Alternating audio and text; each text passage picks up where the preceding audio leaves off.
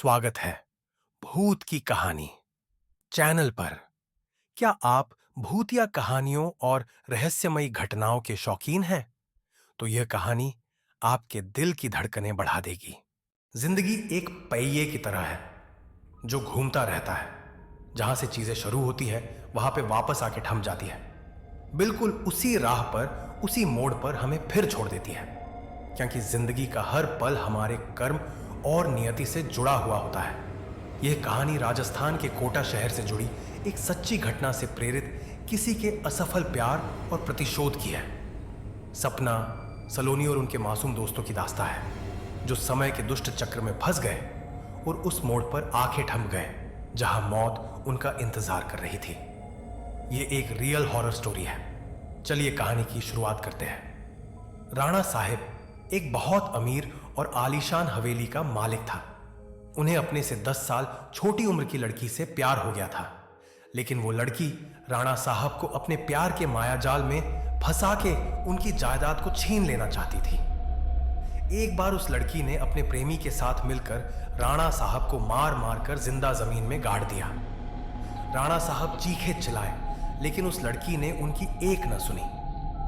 बाद में राणा साहब ने मरते मरते शार्प दिया कि मैं किसी को नहीं छोड़ूंगा, हर प्रेमी को मार दूंगा। जिस तरह मेरे साथ धोखा हुआ है, मैं हर प्रेमी को मिटा दूंगा, मैं सबको मिट्टी में मिला दूंगा।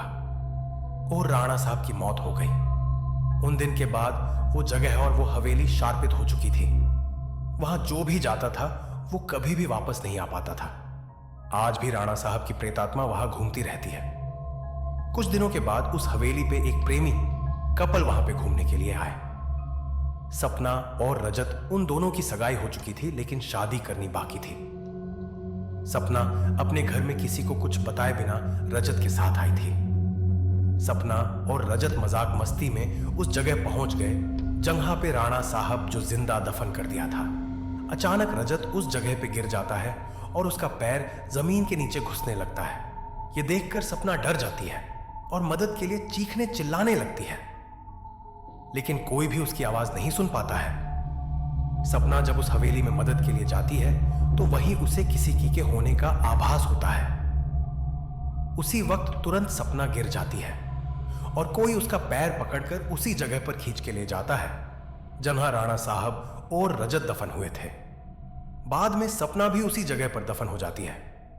कुछ दिन बाद जब सपना अपने घर नहीं पहुंचती है, तब उसकी बहन सलोनी अपने पति समीर और कुछ मित्रों के साथ उसे ढूंढते ढूंढते उस हवेली पे पहुंच जाते हैं। समीर एक पैरानॉर्मल एक्टिविटी का एक्सपर्ट है। जब वो सब उस हवेली पर पहुंचे तब समीर को पता चल गया कि यहां पे किसी बुरी आत्मा का वास है। उसने सबको सूचित कर दिया। उसी रात को उन सभी के साथ कुछ अजीबोगरीब घटनाएं होने लगती है, जैसे कि नल से पानी टपकना, अपने बेडरूम में मिट्टी का आ जाना, रूम की खिड़कियां अपने आप हिलने लगना, किसी के रोने की ओर चिल्लाने की आवाज आना। यह सब देखकर वो सभी डर जाते हैं और उनमें से एक भागने की कोशिश करता है, लेकिन राणा साहब की प्रेतात्मा उसे भी जिंदा दफन कर देता है। Real ghost story in Hindi. मंदिर के पुजारी की प्रेत आत्मा दूसरे दिन जब उन लोगों को पता चलता है कि उनका एक साथी गायब है, तब वो लोग और भी डर जाते हैं। लेकिन समीर बताता है कि हमें यहां से बाहर निकलना है तो हमें उस आत्मा को बुलाना होगा और उनसे पूछना होगा कि वो आखिर चाहती क्या है। डर के मारे सभी लोगों ने समीर की बात मान ली और आत्मा को बुलाने के लिए तैयार हो गई। समीर ने एक रूम में सभी तैयारियां कर ली और बताया कि जब तक हम आत्मा से पूरी जानकारी नहीं जान लेते तब तक कोई इस रूम से बाहर नहीं जाएगा, और कुछ भी हो जाए कोई किसी का हाथ नहीं छोड़ेगा। समीर ने तंत्र मंत्र से आत्मा को बुलाना शुरू कर दिया। कुछ ही देर में तेज पवन और बिजली के साथ राणा साहब की आत्मा उस रूम में आ गई। समीर ने उस आत्मा से बात की, आखिर तुम चाहते क्या हो? तो लोगों को क्यों मार रहे हो? कौन हो तुम?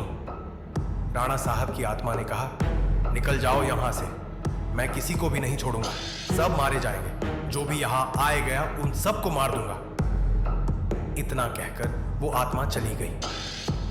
वो लोगों ने बाद में सपना की आत्मा को बुलाया और पूछा, आखिर उसके साथ हुआ क्या था? सपना की आत्मा ने उन सभी को सारी हकीकत बात दी और बोली, मुझे राणा साहब ने जमीन के नीचे दफन कर दिया है, प्लीज मुझे यहां से निकालो। सलोनी ने अपने बहन सपना से पूछा, राणा साहब की आत्मा को कैसे मारा जाए? सपना ने बताया कि जहां राणा साहब ने हम सबको दफनाया है वहां पास में माताजी का त्रिशूल है। उस त्रिशूल से राणा साहब की आत्मा को मार जा सकता है और इस महल को उनकी चंगुल से बचाया जा सकता है। इतना कहकर सपना की आत्मा वहां से चली गई। समीर, सलोनी और बाकी दोस्तों लोग तुरंत उस जगह पे गए जहां राणा साहब को दफनाया गया था। राणा साहब की आत्मा ने उन सभी को त्रिशूल के पास जाने के लिए रोका, लेकिन सलोनी की भी तरह उस त्रिशूल के पास पहुंच गई और उसी त्रिशूल से राणा साहब पे वार किया। कुछ ही देर में राणा साहब और उनके साथ वो सभी आत्माओं को मुक्ति मिल गई जिसे राणा साहब ने दफनाया था। दोस्तों, आपको यह कहानी कैसी लगी प्लीज हमें कमेंट करके जरूर बताएं।